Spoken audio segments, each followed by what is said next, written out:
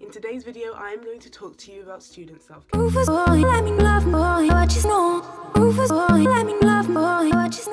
on my channel, I have two videos on breakdown. One is on academic breakdown and one is on emotional breakdown. And I've had to realize the hard way that if you want to avoid breakdown, both academic and on a mental level, you need to make self-care a priority. And that's what I've had to do. Now, a lot of people have this idea that self-care is buying a lot of self-help books, that self-care is deciding to go on a really expensive spa weekend away, buying loads of crazy different face masks, X, Y, and Z. And self-care doesn't have to be all those, I guess, lavish, expensive things, especially if you're a student. And as much as, yes, they are self-care, and right now I am surrounded by 1, 2, 3, 4, 5 self-help books that I've bought. Self-care can be little things. It can be drinking enough water, going to bed early because you realize you're just so tired. It can be doing your homework, your coursework on time so that the future you is a lot less stressed. It means cutting off people who are damaging. It means looking after yourself, even if it is in little ways.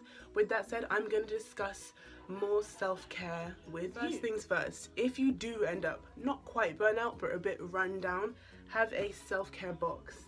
So in my self-care box, I have a mini album of photo cards because they cheer me up and I like K-pop. I have a few face masks. I have a few different kinds of tea. What else do I have in here? I have a bath bomb, I have soaps, I have calligraphy pens, and a miniature journal so that I can look after myself. Because I've had to realize that sometimes you need to have days like this, whether it be on a monthly basis, every fortnight, or on a weekly basis. You need to make sure that you're doing things that are pampering yourself, looking after yourself, because that's showing self-appreciation and that's also a form of showing self-love.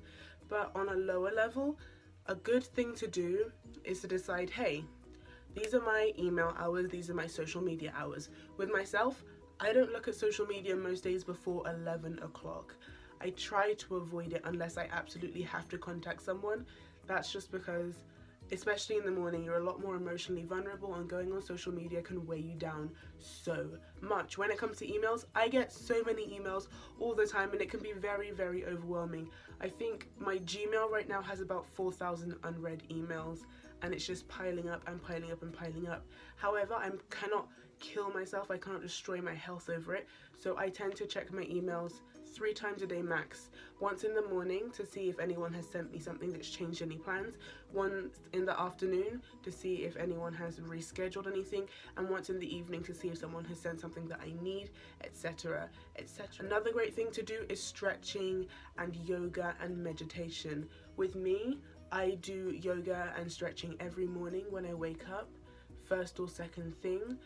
I think that it's very useful, it gets the blood flowing, it's a form of exercise, and it creates mental stamina in addition to physical stamina. And with meditation, if you are a religious person, you might choose to meditate on scriptures or the words, or if you're non-religious, you might just choose to have silence.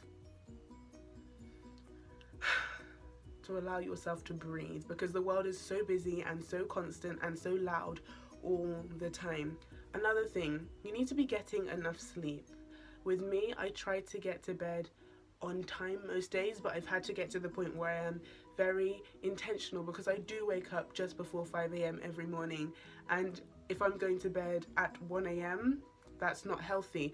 Studies have shown that being sleep deprived for a long period of time can be detrimental to your health in the long run. Drink, drink, drink, drink, drink, drink, and drink again. Drink your water. Stay hydrated, children. Water is so useful not only for productivity, and if you're more productive, that means you are doing more stuff, which means you have more free time down the line, which means you can relax more, which means you feel less stressed. Everything's linking, but it's good for your skin, it's good for your hair, it's good for your nails, it's good for your physical health. And it also helps you, it stimulates your brain, because sometimes when you think you are tired and you're struggling to read that physics textbook and you're looking at it like, what do you mean? Like, what's going on? It's just really dehydration. Another thing for self-care is reading self-help books. This is a personal favorite, The Power of Positive Thinking by Norman Vincent Peale. It made me think a lot more positively, and I read it when I was in a very negative state of mind. Another great one that I just don't want to reach is You Are a Badass by Jen Sincero.